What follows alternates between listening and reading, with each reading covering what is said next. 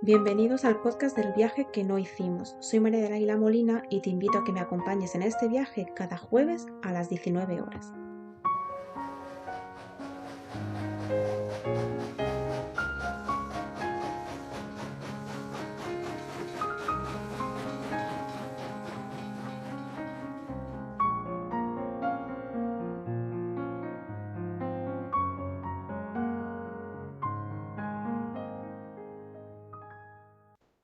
La fe mueve montañas. Soy María del Águila Molina y hoy te invito a que me acompañes en este viaje a Matera, Italia, para conocer juntos la historia de una película que hizo que los cimientos de Hollywood se tambalearan, La Pasión de Cristo. Ponte cómodo en tu sitio que el viaje está a punto de empezar. 25 de febrero de 2004, miércoles de ceniza. La Pasión de Cristo se estrena en los cines del mundo y lo que ocurrió fue algo increíble e histórico. Grandes colas esperando en los exteriores para poder ver la película. Los creyentes de todo el mundo iban en peregrinación movidos por su gran fe. Los que no creían estaban expectantes por lo que iban a ver. Y el final fue el mismo para todos. Lo que vieron fue un auténtico despertar espiritual. Los espectadores salían del cine llorando, en silencio, rezando, y lo que pensaban que era algo imposible, sucedió. La Pasión de Cristo se convirtió en la película más taquillera de la historia de habla no inglesa. Todo final épico tiene una gran historia detrás, así que vamos a empezar por el principio de esta. Hoy Jueves Santo vengo a hablaros de una película que cambió la historia de la industria cinematográfica. Según cuentan los historiadores y los expertos en las escrituras sagradas, es la película que más cerca está de lo que realmente pasó Jesucristo en sus últimos días de vida terrenal, o como lo llamamos popularmente, la Pasión de Cristo. Rescatando una de las frases de su director Mel Gibson, nadie muere por una mentira. La Pasión de Cristo no es una película hecha para agradar y pasar desapercibida. Es una película hecha para incomodar al espectador, para crear conciencia y para remover eso que llevamos dentro, llegando a tocar directamente el alma. La Pasión de Cristo no deja indiferente a nadie, ya que Mel Gibson consiguió recrear con absoluta fidelidad lo que ocurrió en el Gólgota hace ya más de 2000 años, el momento en el que Jesucristo se sacrificó por todos nosotros. Lo que ocurrió en el rodaje de La Pasión de Cristo fue y es uno de los grandes misterios de la historia del cine, que a día de hoy aún no ha encontrado respuestas. Hollywood no quiso saber nada de ella y la rechazó en varias ocasiones. No creía en un proyecto exclusivamente religioso. El director de la película es Mel Gibson, un actor y director muy conocido y reconocido por su carrera. Fue una de las grandes estrellas de la gran pantalla durante el final de la década de los 80 y los 90, con sus papeles en Arma Letal, Maverick, Eternamente Joven o su galardonado papel en la piel del rebelde escocés William Wallace en Braveheart, donde también fue su director ganando 5 premios de los Oscar. Era una de las grandes estrellas de Hollywood. A nivel profesional, gozaba de un gran éxito, pero su vida personal no era tan brillante, algo que le hizo sufrir mucho y le llevó a refugiarse en el alcohol. No conseguía ser feliz. Eso le hizo sentirse vacío. En alguna entrevista llegó a confesar que sentía que no tenía ningún propósito en la vida y que en ocasiones llegó a pensar que no quería seguir viviendo. Según él mismo confesaría, una noche en la que sentía que no podía más, empezó a beber hasta el punto que cayó de rodillas, roto por el dolor y la angustia que sentía. Empezó a rezar como nunca lo había hecho, con esa fe inmensa que solo se siente cuando tu corazón expresa una gran desesperación. Aquella noche encontró una Biblia y empezó a leerla, y sintió que algo dentro de él había cambiado para siempre. Se pasó los días siguientes leyendo la Biblia, especialmente los capítulos sobre la pasión y la crucifixión. Gibson fue criado en una familia profundamente cristiana, de una fe muy estricta. Hacía años que se había alejado de eso, pero sabía que aquel día se había reconciliado de nuevo con su fe y había encontrado un propósito en su vida. Quería contar los últimos días de Jesús, pero sin adornos y sin suavizar la realidad.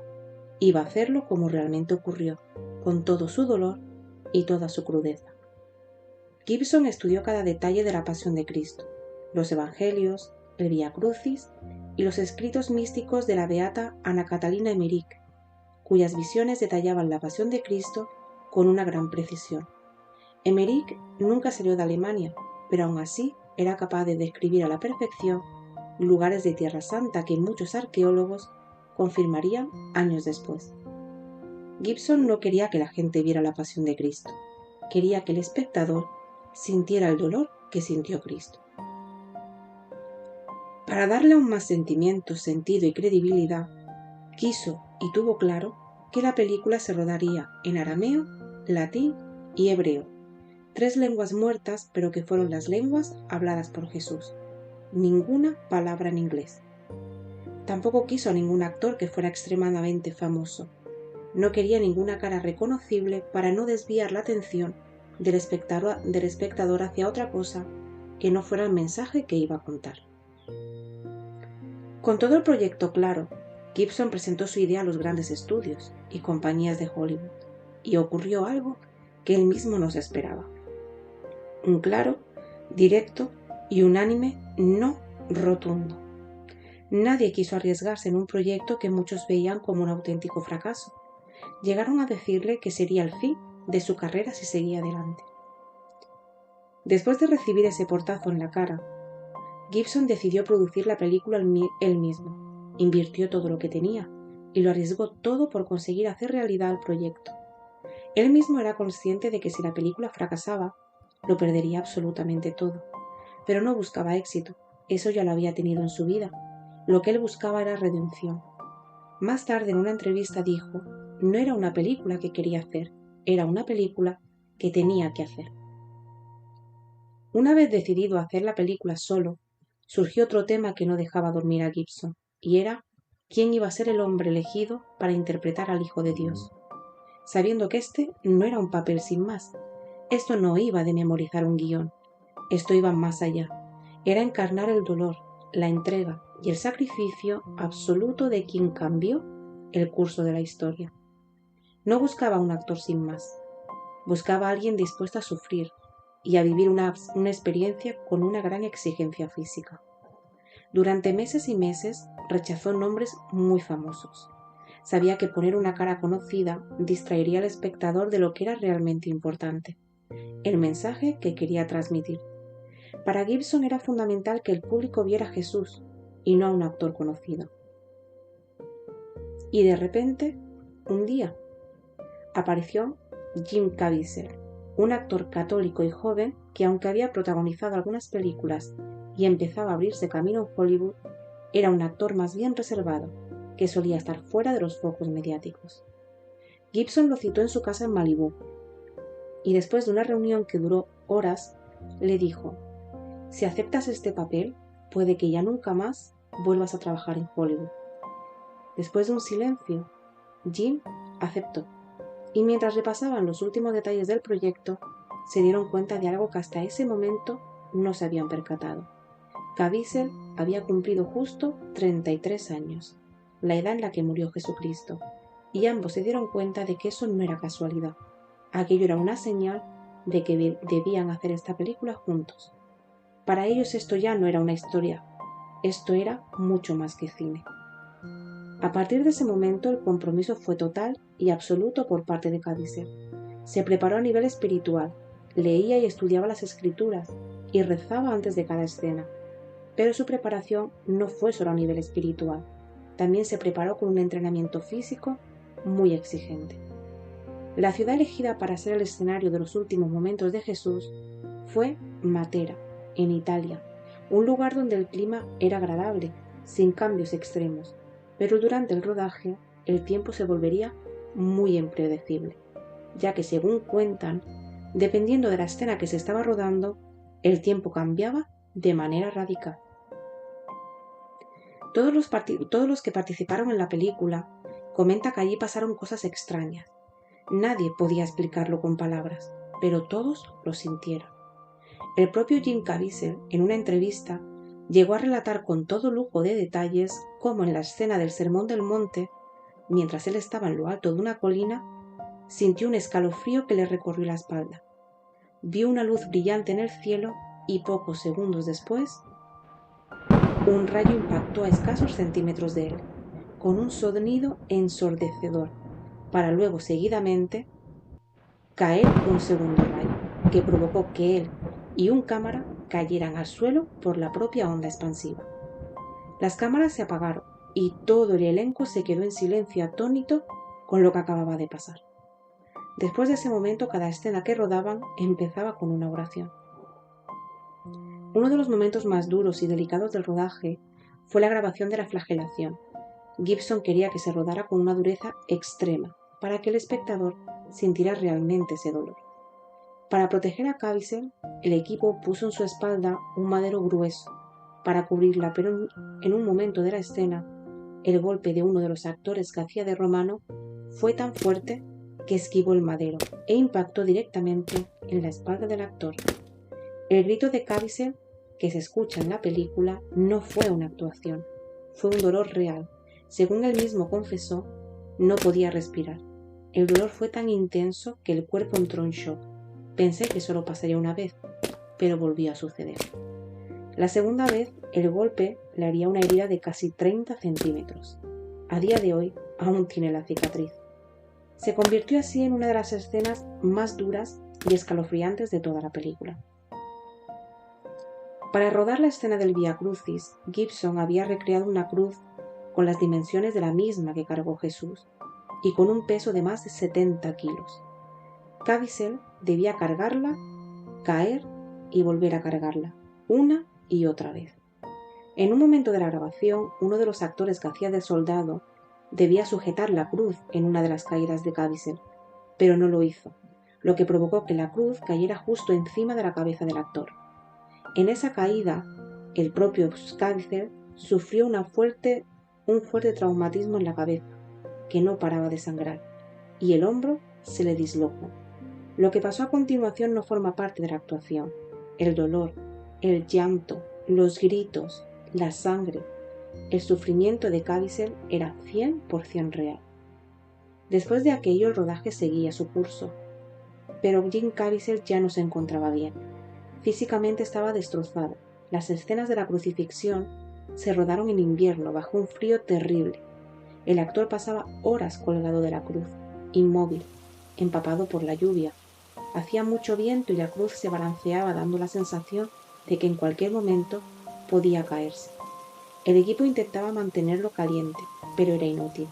La temperatura de su cuerpo comenzó a descender hasta el punto de llegar a la hipotermia. Llegó a sufrir una neumonía doble.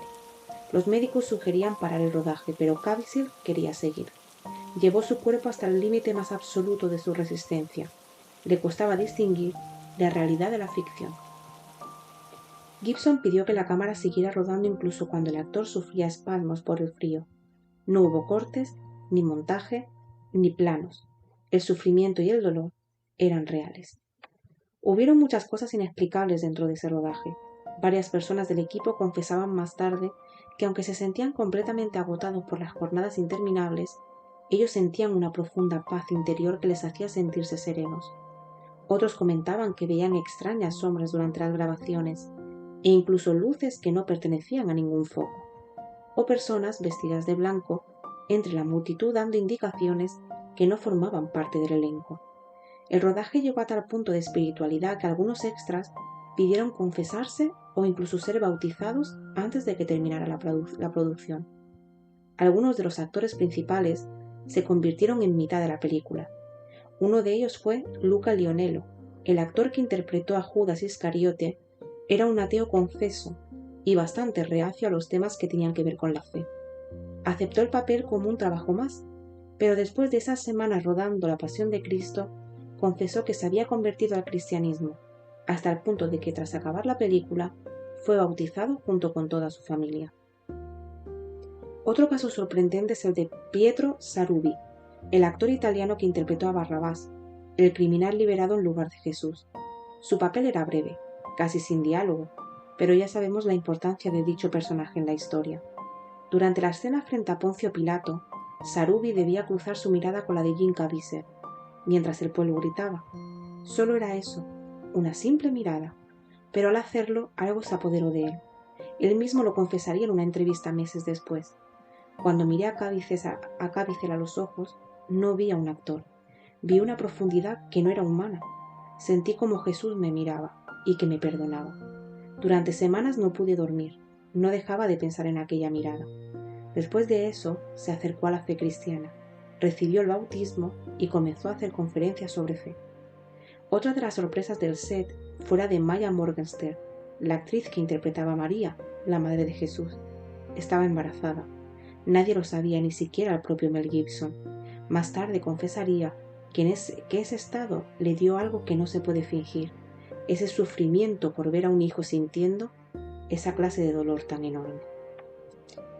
Una de las incorporaciones al elenco más polémicas fue la de Mónica Bellucci, que interpretaba a María Magdalena. No estaba bien vista por algunos sectores más conservadores de la Iglesia, ya que era una actriz acostumbrada a interpretar papeles de mujeres explosivas, e incluso llegó a posar semidesnuda en una revista. Ella confesaría más tarde que llegó a pedirle en varias ocasiones a Gibson el papel hasta que éste aceptó.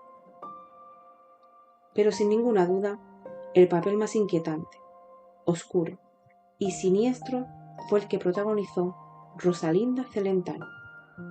Y es que todas las escenas que se rodaron en la Pasión de Cristo, hay una en concreto que estremece y aterra a partes iguales.